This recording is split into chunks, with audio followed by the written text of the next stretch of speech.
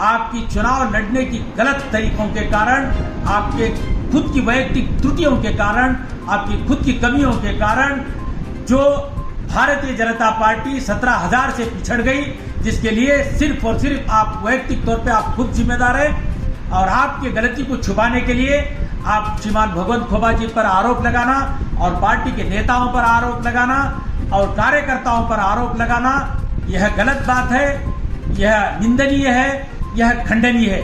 आपने प्रेस वार्ता में एक बात कही, मैं आने वाले लोकसभा का चुनाव का प्रबल दावेदार हूं। मैं ईश्वर सिंह ठाकुर जी को प्रेस के माध्यम से, मीडिया के माध्यम से मैं एक बात करना मैं जरूरी समझता हूं। निवेदन समझिए ईश्वर सिंह ठाकुर जी या मशवरा समझिए। लोकसभा चुनाव का टिकट मांगने से पहले, चुनाव लड़ने से पहले आप विधानसभा क्षेत्र में आपने जिस ढंग से चुनाव लड़ा, जिस दयनीय परिस्थिति में भारतीय जनता पार्टी को लाकर भारतीय जनता पार्टी को लज्जित किया, आप अपना आत्मनिरीक्षण कीजिए, आप चिंतन कीजिए, मंथन कीजिए, पहले अपने गिरेबान में झांकिए, उसके बाद लोकसभा के चुनाव के बारे में सोचें।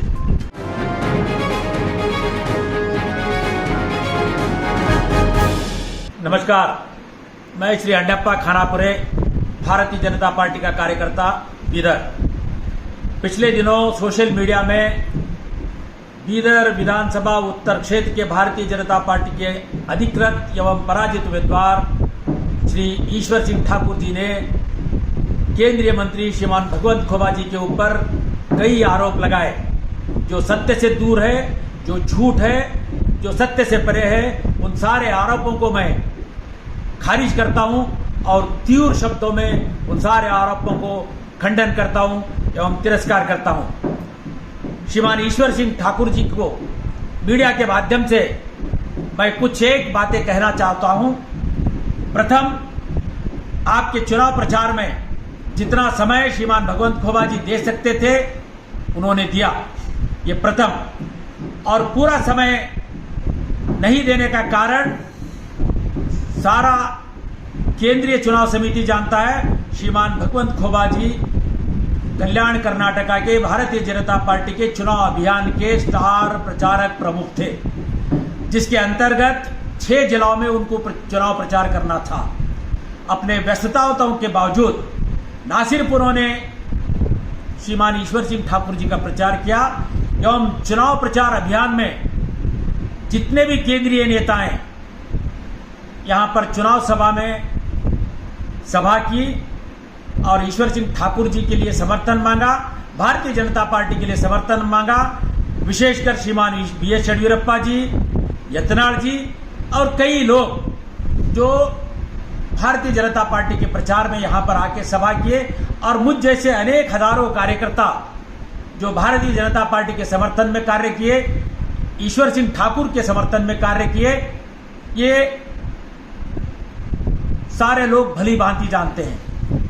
और आपने, ईश्वर सिंह ठाकुर जी ने, आपको मैं ये कहना उचित समझता हूं, जिस ढंग से चुनाव लड़ना चाहिए आपने चुनाव नहीं लड़ा।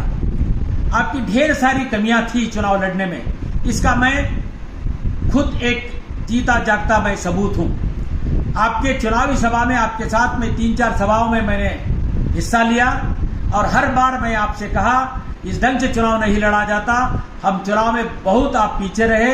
उदाहरण के तौर पर आपका जन्म स्थान है जनवाड़ा के अंदर आप पिछड़ गए, जो जन्म स्थान है जहां पर आप मत हासिल नहीं कर सके, और पूरे विधानसभा क्षेत्र में आप सिर्फ और सिर्फ 17,000 वोट लिए, जो कि बीदर उत्तर विधानसभा क्षेत्र में भारतीय जनता पार्टी का वोट बैंक 50,000 मतों से अधिक है।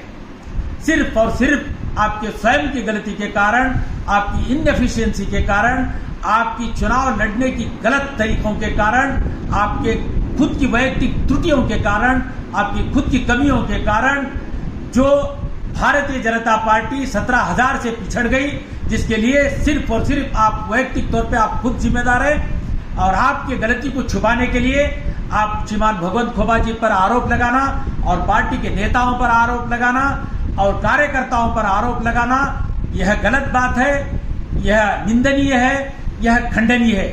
मैं चलते चलते दो शब्द यह कहूंगा, आपने प्रेस वार्ता में एक बात कही, मैं आने वाले लोकसभा का चुनाव का प्रबल दावेदार हूं। मैं ईश्वर सिंह ठाकुर जी को प्रेस के माध्यम से, मीडिया के माध्यम से मैं एक बात करना मैं जरूरी समझता हूं। लोकतंत्र में प्रत्येक व्यक्ति को टिकट मांगना, चुनाव लड़ना उसका परम अधिकार है,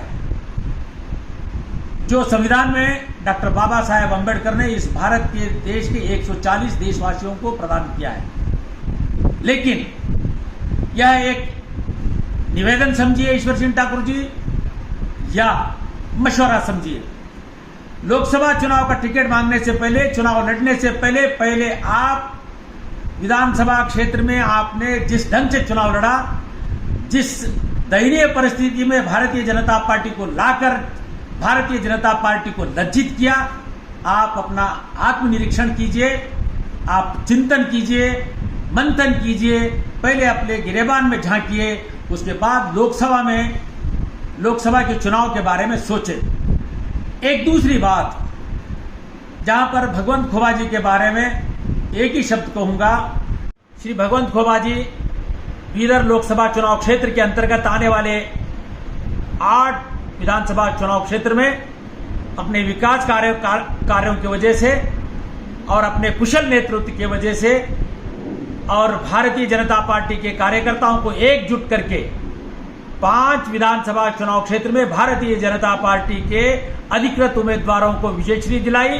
यह सारा श्रेय सिर्फ और सिर्फ श्रीमान भगवंत खोबा जी को जाता है और बीदर जिले के बीदर लोकसभा चुनाव क्षेत्र के सारे भारतीय जनता पार्टी के कार्यकर्ताओं को जाता है और भारतीय जनता पार्टी के श्रीमान भगवंत खोबा जी के नेतृत्व को जाता है।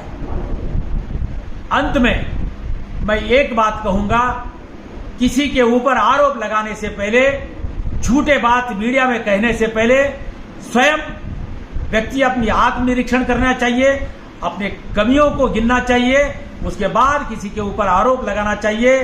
आरोप लगाने की बात जब आई तो मैं इस संदर्भ में एक बात कहूंगा, बात अगर निकली है तो दूर तलक जाएगी।